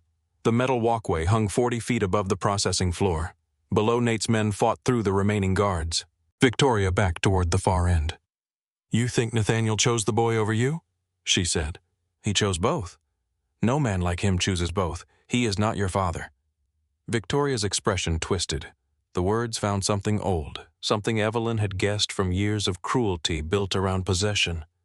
Victoria fired. Evelyn moved behind a support beam.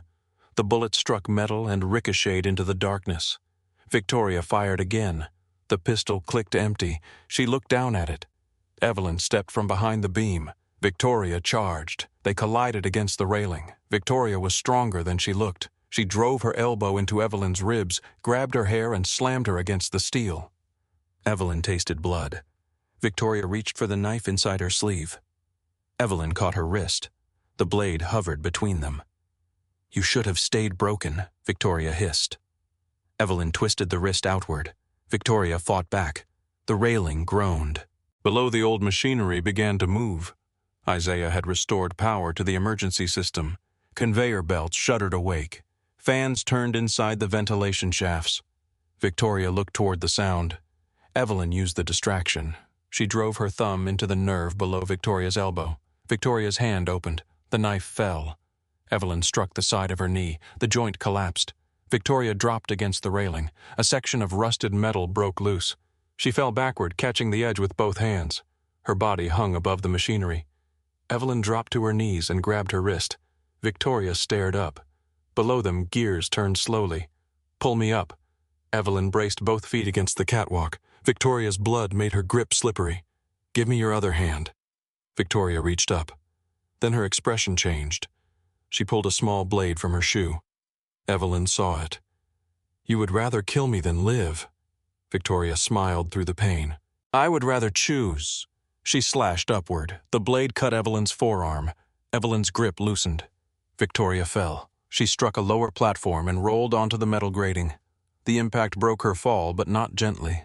She lay motionless 20 feet below. Evelyn stared down. Then she saw Victoria's chest rise. Alive. Sirens sounded in the distance. Not police. Fire crews. Marcus's second decoy had triggered emergency calls across the district. Evelyn descended the stairs. Daniel remained conscious near the railing. "Help me," he whispered. She looked at the man who had helped destroy her career. Blood pooled beneath his leg. An artery had been damaged. Without pressure, he would die quickly. Daniel saw the hesitation in her face. "I told the truth. You told it when you had nowhere left to run. I can testify." Evelyn knelt beside him. "You will." She tightened a belt above the wound. Daniel cried out. "You saved her too," he said. Evelyn looked toward Victoria. "She is worth more alive. That is not why." "No." Daniel searched her face. "You really cannot stop being a doctor." Evelyn pressed harder against the wound. They tried. At St. Catherine, Nate and Marcus reached the end of the tunnel beneath the funeral home. Fresh tire marks crossed the alley. A black van accelerated toward the river. Marcus raised his weapon. Too far. Nate looked at the road. The van turned left.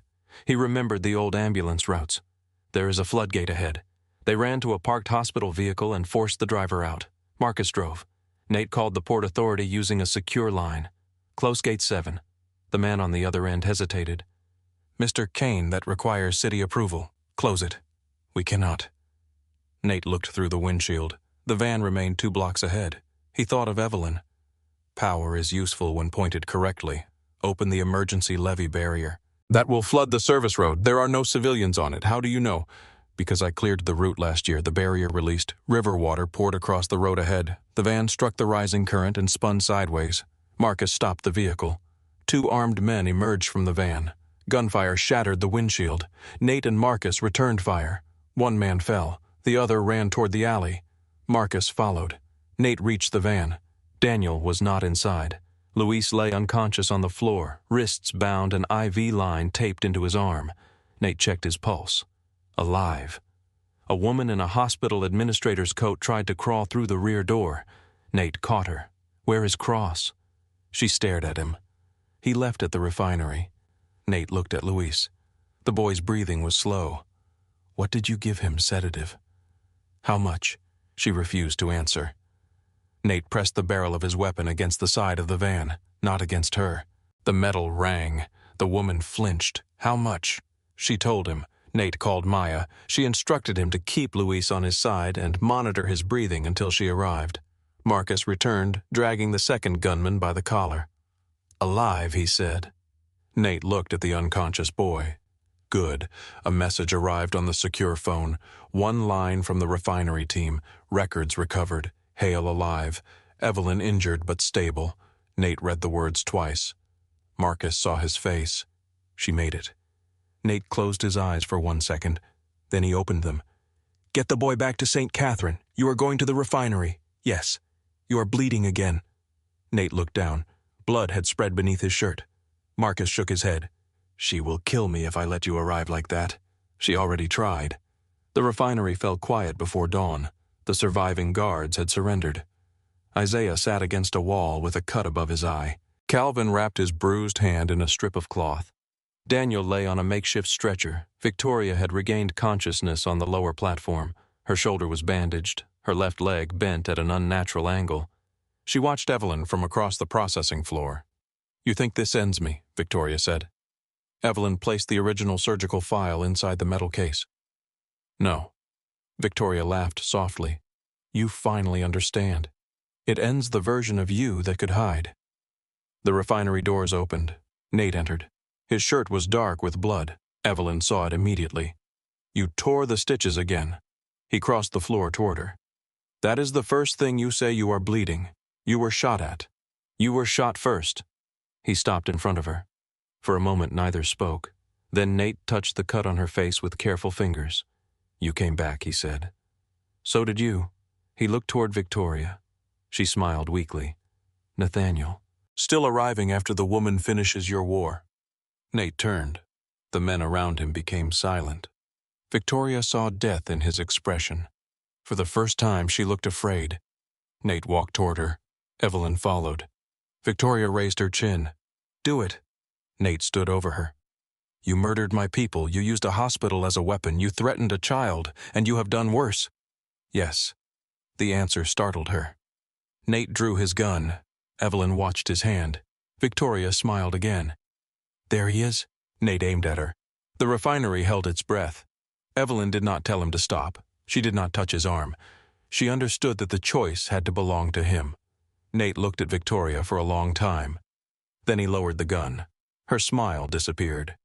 "You want mercy to impress her? No. Then why?" "Because death would preserve your legend." He nodded toward the records. "You are going to watch every ally deny you, every institution expose you, and every person you controlled testify to save themselves." Victoria's face emptied. Nate handed the gun to Marcus. "You will live long enough to become ordinary." That frightened her more than the weapon had. Federal agents arrived after sunrise. Not the local police. Marcus had sent copies of the records to 3 separate offices, 2 journalists and 1 judge before anyone entered the refinery. No single person could bury the evidence again. Hospital administrators were taken into custody. Port accounts were frozen. Delta Meridian's records were seized. Daniel Cross asked for protection in exchange for testimony.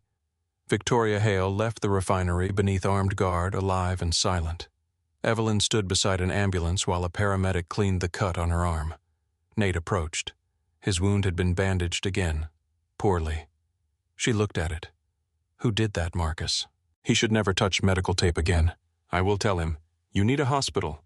So do you. I need stitches. You already gave me enough."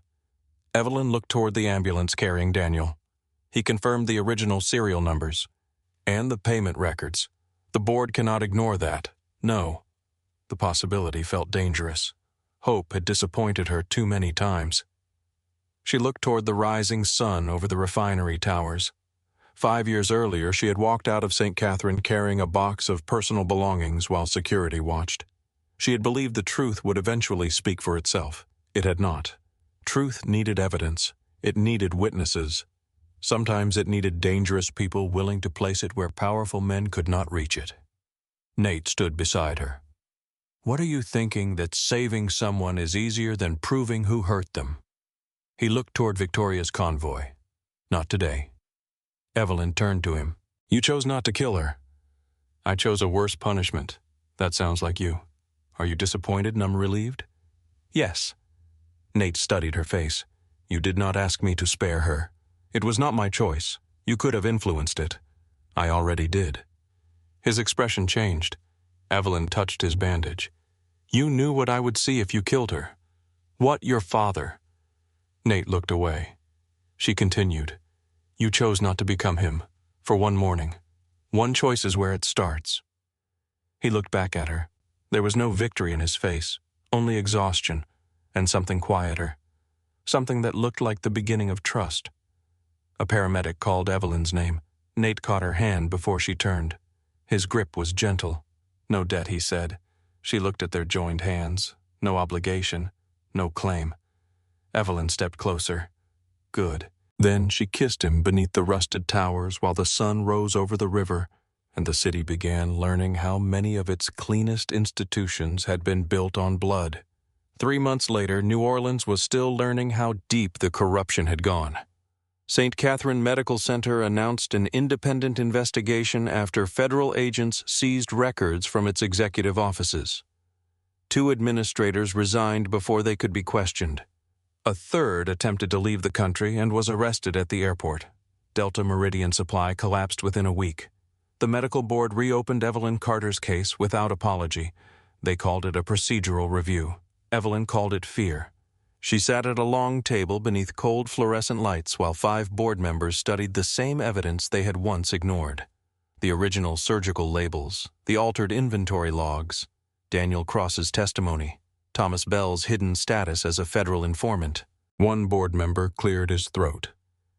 "Dr. Carter, it appears the findings against you may have relied on compromised information." Evelyn looked at him.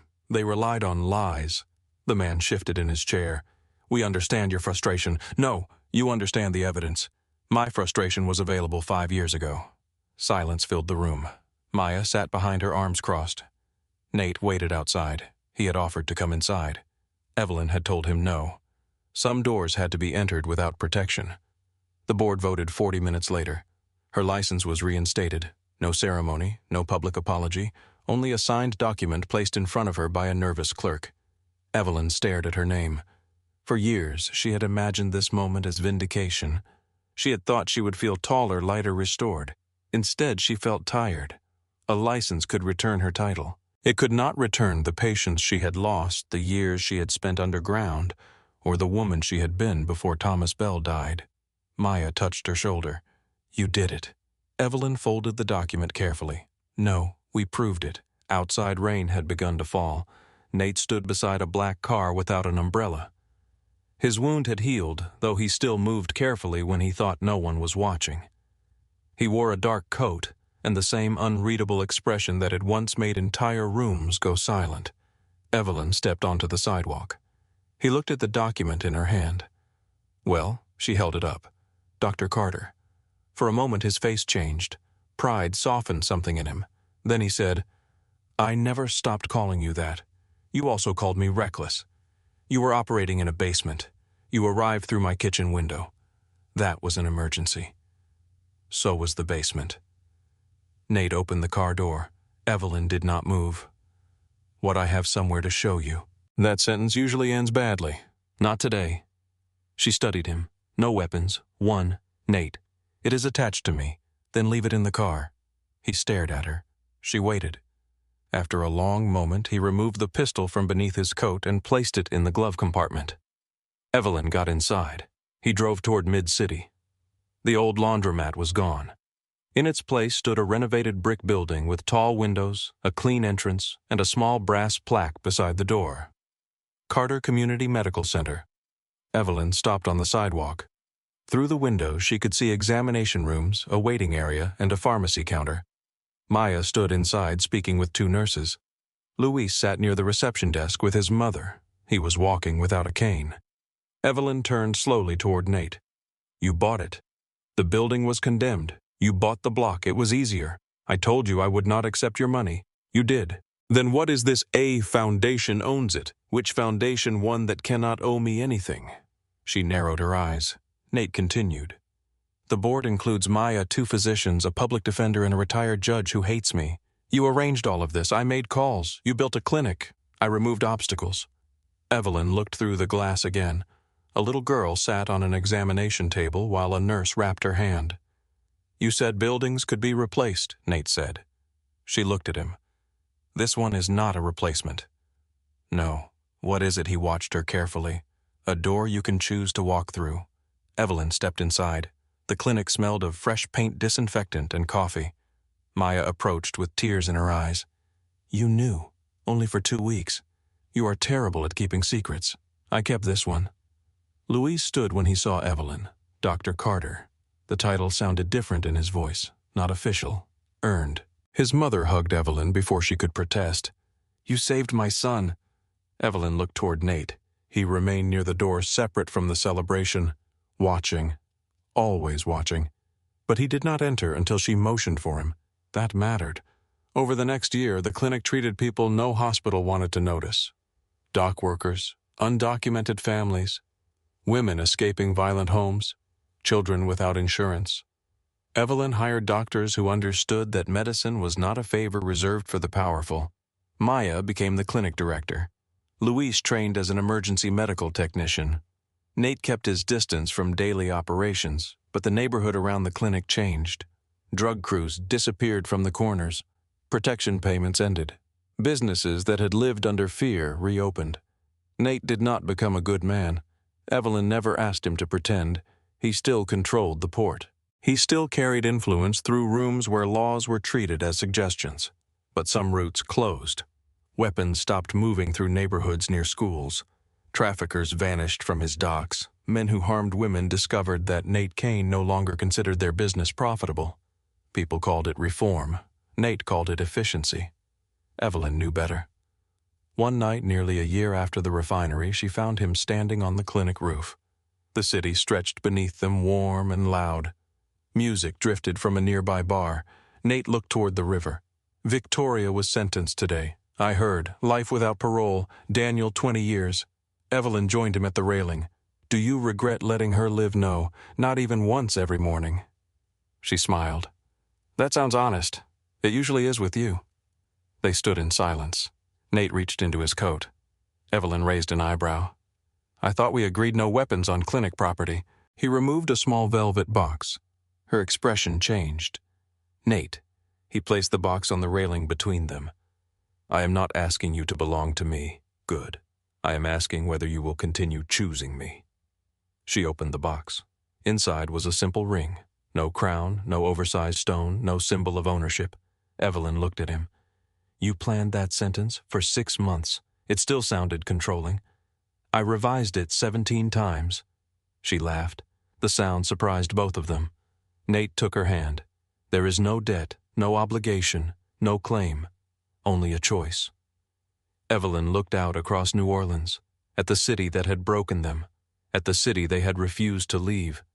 Then she looked back at him. Yes. At 2:13 the following morning they sat inside the Black Magnolia, the same booth, the same blue light. Rain moved across the windows. A glass of bourbon rested in front of Evelyn. This time she was not alone. Nate watched her from across the table. She lifted the glass. You know, staring is rude. I am monitoring you. That sounds less personal. It is not. Evelyn smiled and took a slow drink. Outside, New Orleans kept all its secrets. Inside, Nathaniel Kane reached across the table and took the hand of the only woman who had ever looked at his empire and refused to kneel. She did not become his queen. She kept her own crown.